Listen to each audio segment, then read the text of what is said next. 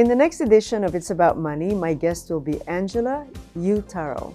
And she is a cancer survivor, pancreatic cancer survivor, and she is working tirelessly to raise awareness and support for research in pancreatic cancer. Join us in the next edition of It's About Money.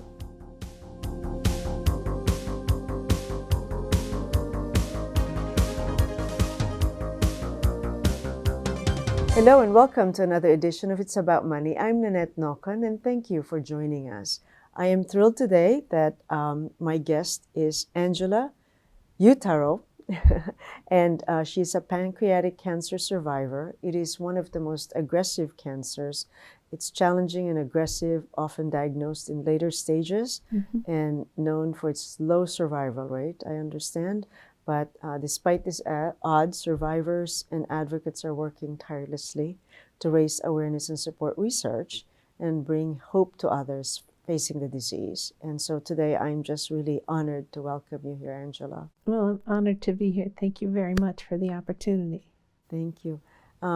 So your journey has been both inspiring and powerful. And I'm looking forward to exploring your story and raising awareness and support for fighting against pancreatic cancer. So help us with your story. Would you share a bit about your background, both personally and professionally? That's a big topic. I'm old. Yeah. There's a few things that have gone on. But notably, you know, the one triggering event here with my pancreatic cancer was 9/11. I used to work on Wall Street. And I was downtown on September 11th, and it was 2 days after I had baptized my baby daughter. So the one thought that was in my head that day was, you're not leaving her without a mother. You're not leaving her without a mother. So, you know, I left and was exposed to every person, everything, all the chemicals, people that, you know, burned up. It was horrible. And I went home covered with all of this to my two children and, you know, went for a walk. Many years later, after I had moved back to Rochester, because I made the decision I wanted to be home for my children, you know, at the end of the day, you know, it was discovered that I had pancreatic cancer, and they attributed it to my exposure on 9/11. But you know, it was an incidentaloma, you know, something that they would never have discovered unless I said at the end of one of my visits with my doctor, you know, I got a little pain on my side, and she's like, "Oh, let's get a scan of that," and we did. And it was pancreatic cancer, and I didn't believe it until I saw my blood work, which was, you know, through the roof. Wow. And she was wonderful. She gave me a list of surgeons and oncologists, put me in a exam room, and I started dialing for dollars, you know, calling up and saying, will you take me on as a patient? And I was lucky to get a top surgeon and a top oncologist to take me on, and right away. Wow, that's really fortunate. Yes. That's really fortunate and amazing how action right away, you know, fast action, I think, is essential for success in this situation. Well, I think in every situation, you know, you do your research, make up your mind, and you make your decision, and you go. You don't look back. Yeah, and the mindset of being there for your daughter, right? Oh, absolutely. My two daughters. Oh, your two daughters. Yes. Well, no, but the one was just a baby, and the other was watching TV with my brother and ex-husband, and she knew where I worked. She knew I, you know, was at the trade towers, and she kept asking every single time they showed the plane hitting the building, "Is Mommy dead? Is Mommy dead?" Poor thing. Yeah. Right. You know? But what a relief. But thank God, yeah. Yeah. So, what do you want people to understand about the disease? I mean, it's... Well, yeah, pancreatic cancer now, in terms of the research and testing, is where prostate cancer was 100 years ago, right? You know, when you got prostate cancer 100 years ago, you got it, you died. Same thing still now, because there's no diagnostic test for pancreatic cancer. And, you know, the treatments and the operation for pancreatic cancer hasn't changed significantly since it was invented in 1937, I believe. Yeah. So, you know, there's a gigantic need for research. I'm fortunate that I was treated at Wilmot Cancer Center because of the success rate that they have there for pancreatic cancer, but the excellent surgeons and excellent oncologists, and you know, the research that they're doing right now. We are lucky as a community to have a facility with an NCI, National Cancer Institute designation. They are in the top 4% of cancer centers in the United States. This is our this is our resource, and it's amazing. People that, you know, went in with no hope came out, and they're still alive and still, you know, with their families, contributing to the community like that. So that's amazing. That's amazing. Yeah, really. That's. And are you currently working with any local research organization to help bring or spread awareness? Well, yeah, it's all on a volunteer basis. Sure. I am not an employee of Wilmot, but I'm very enthusiastic about continuing the research, bringing things forward. When I was diagnosed, you know, the survival rate for all pancreatic cancers was 4 to 6%, you know, and that was 8 years ago. Now it's up to 13%. Ooh, so, wow. I mean, it's a lot, but it's still, you know, low double digits. Right, so, right. Wow, well, that's amazing then. But yes, and it's because, you know, Wilmot has done a lot of research, and in cooperation with international organizations, you know, for just to get all of your resources together and have everyone working for the same goal. Not that they wouldn't, but you know, they're, you know, Wilmot just put out a research piece with some French researchers. So we're making progress, and that's also why I try to help raise awareness and finances for the research, because it's critical. Yeah, it's great. That's really amazing. Let's see, just so at Wilmot, did they have a lot of programs like this to a lot of survivors kind of pull together and help out, or are you unique in terms of what you're? Oh, I'm not unique. We just recently had the Warrior Weekend where people all got together to do, there was a bike ride, 75 miles. You know, well, not everybody did the 75 miles. Yeah, I was not participating in that, that's for sure.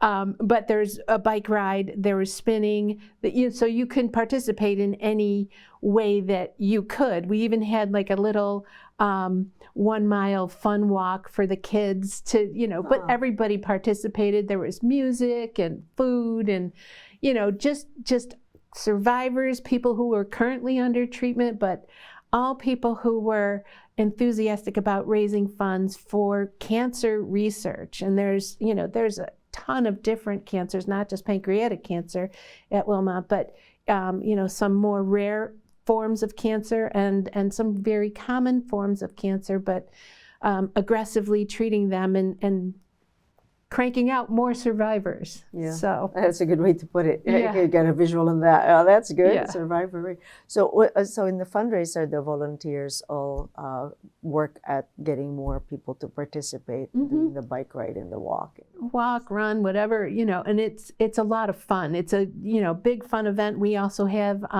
Survivors Night at the Red Wings game, and everyone is wearing the T-shirt. So we have a sea of people that have the T-shirt on and the towels, and just a lot of enthusiasm and celebrating.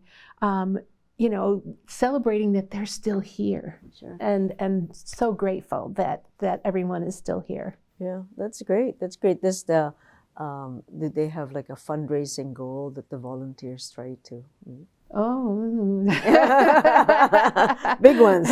Yeah, there's always a fundraising goal. Yeah. Yes.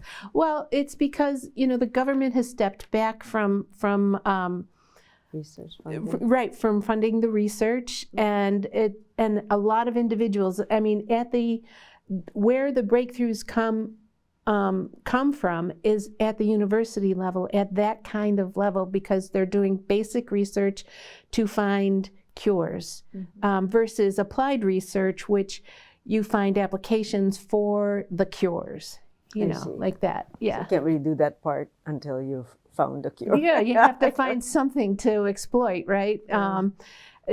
Like to push out to new patients. So Right. Oh, cool. So so you try to get other people involved in helping out with a fundraiser. So just signing up to do those kinds of things, and they could go to the website. Yeah. And we do, various fundraisers. There's also so many, and this is part of what I work on, there's so many people who had been touched by cancer themselves that put on fundraisers. There's Flavors of Fall, which I'll be going to on November 8th.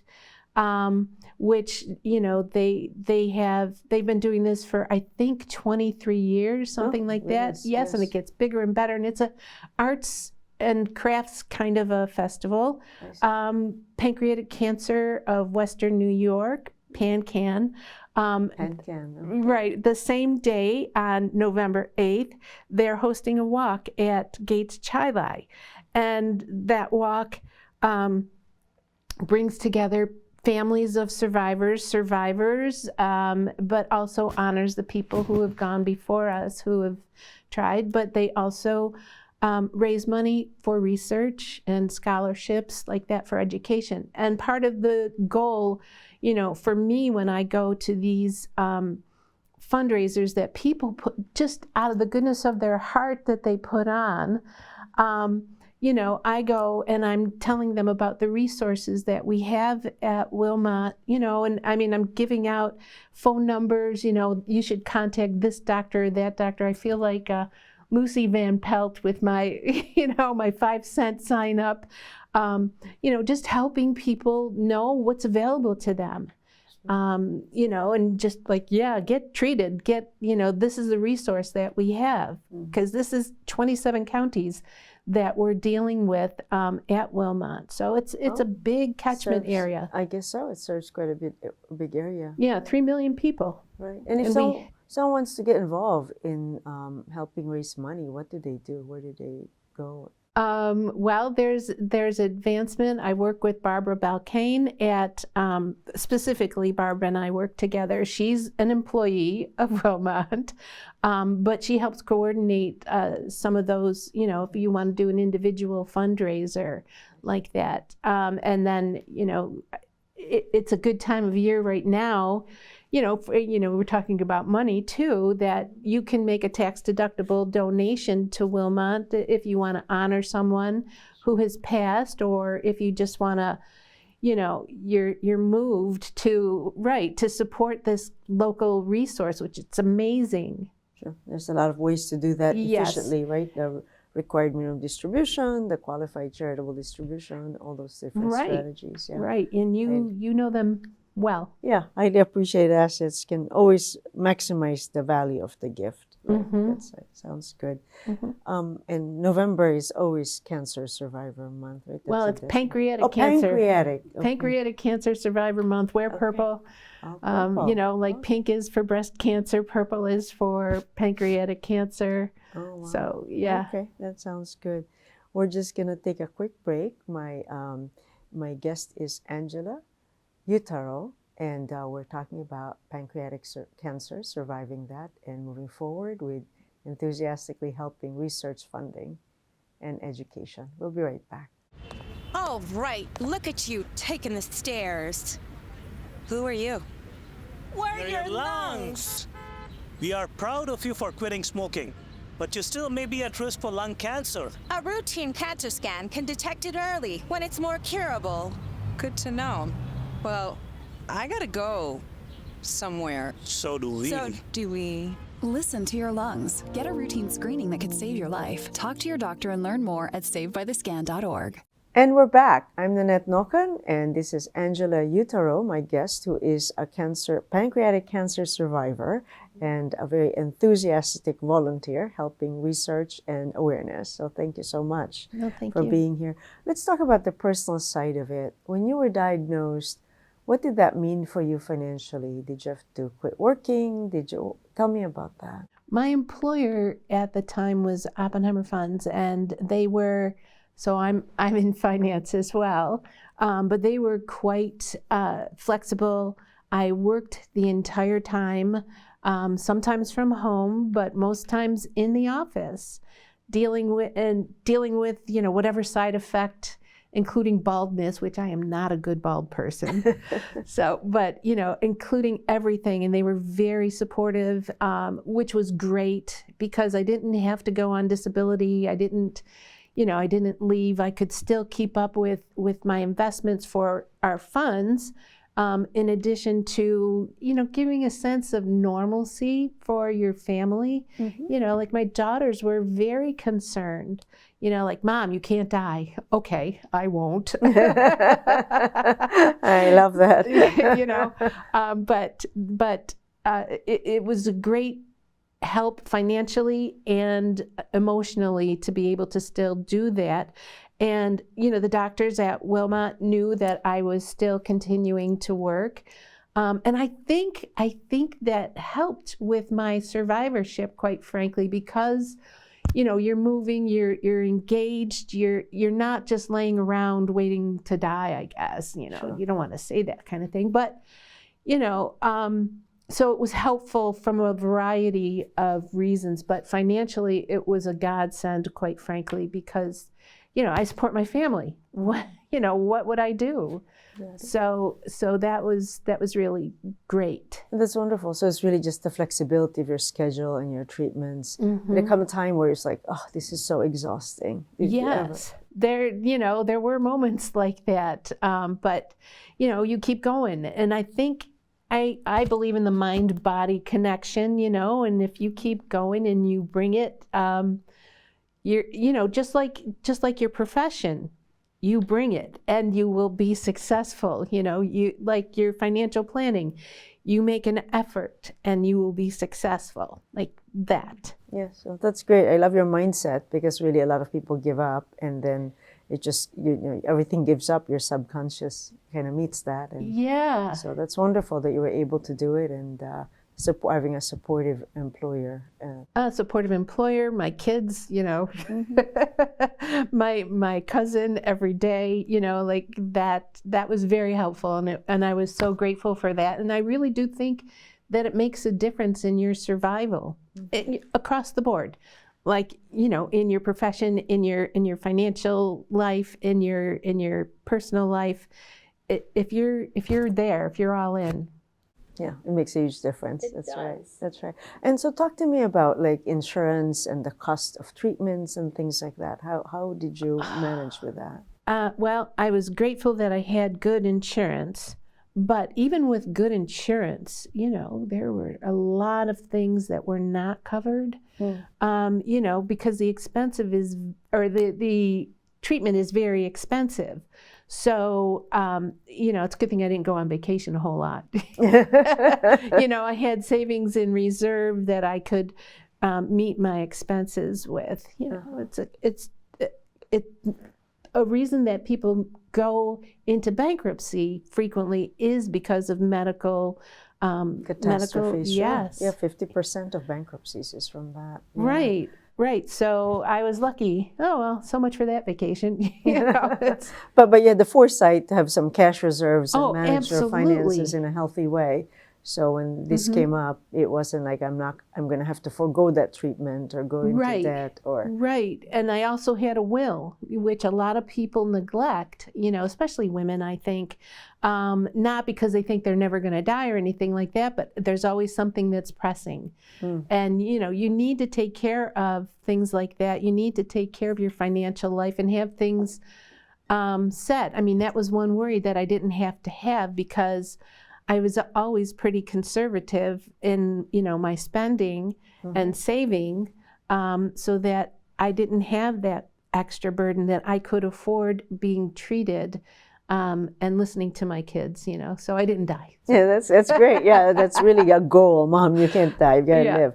You know, it is amazing. As a financial advisor, what we try to make sure is help our clients get into a fine position that if things happen, you're okay. You know, it's not like It part of wasn't the worry. Yeah. It wasn't an additional burden. Exactly. Yeah, right. Yeah, because otherwise you're hard to focus on the care when you're thinking about your job, you're thinking about how you're going to pay the bills. Although there's a lot of nice support organizations in our community that help people out, nonetheless, if you can manage on your own, then that's really good. Yes, it gives you peace of mind to just be able to do that.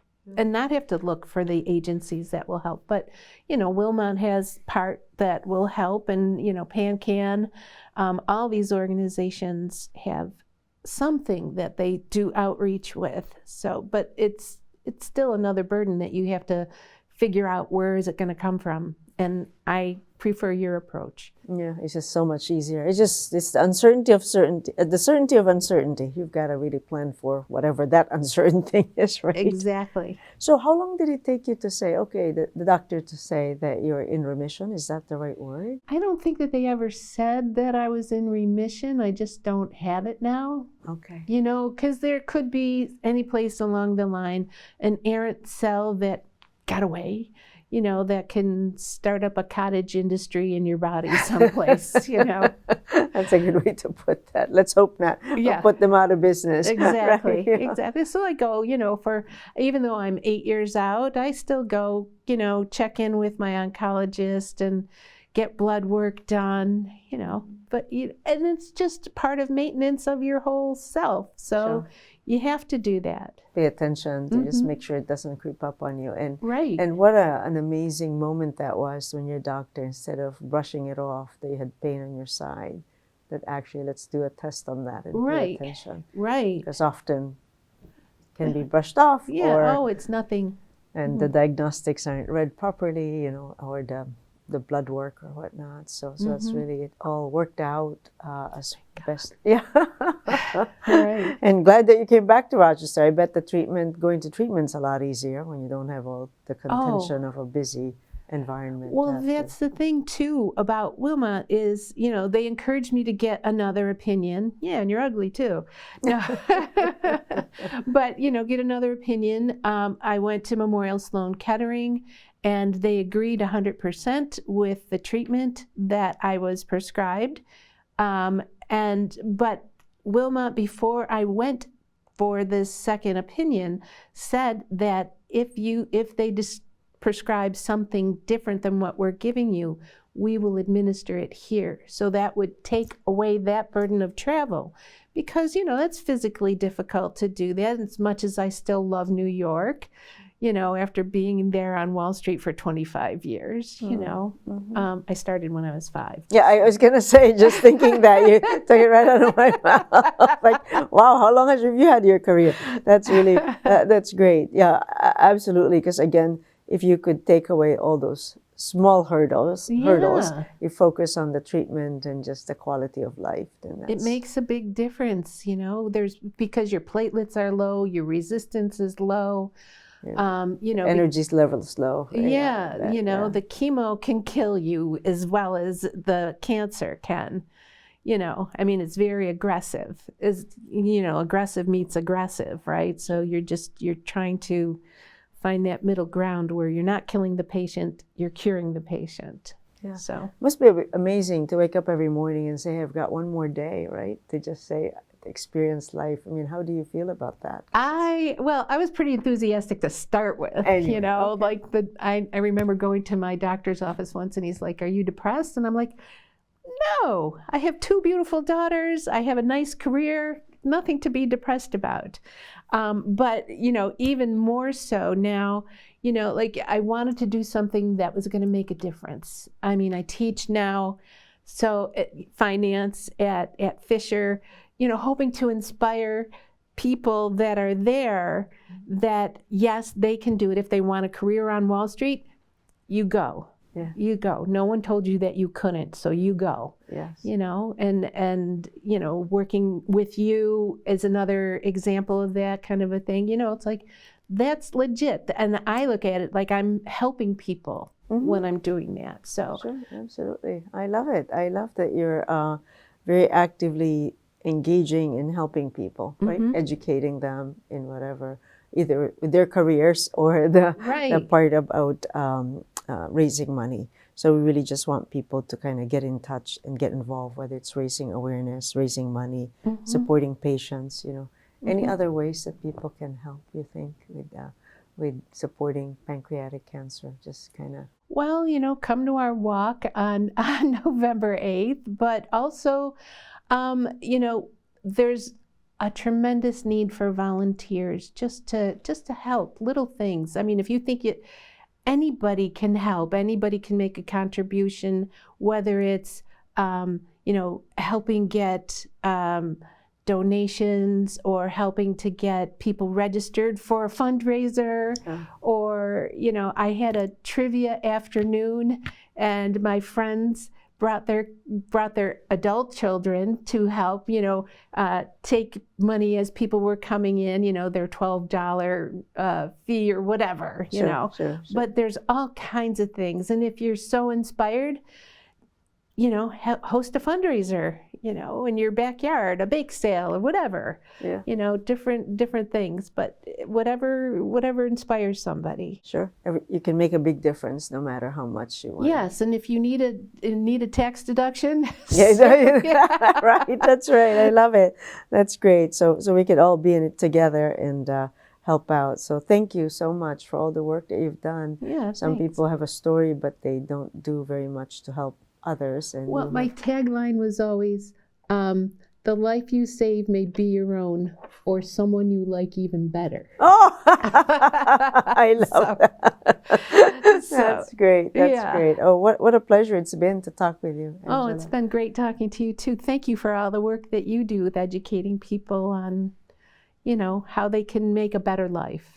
Thank you. Pleasure. Love living, love our community. It's very nice. Feel very blessed, and so many people coming together to do what they can to improve, right? So make it a really great community. And thank you for that perspective on the Wilmot Cancer Center, even talking about getting a second opinion and administering here. That's really great, right? Because it's good for the institution and and it helps you have confidence in where you are and how you're being treated. Yeah, very much so. Thank you again.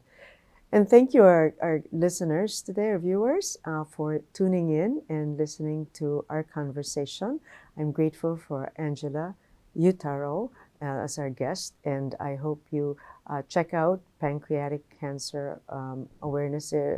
Check out the Wilmot Cancer Center and see how you can be of help in any way you can. Until next time, I'm Nannette Nocon. Thank you for watching It's About Money.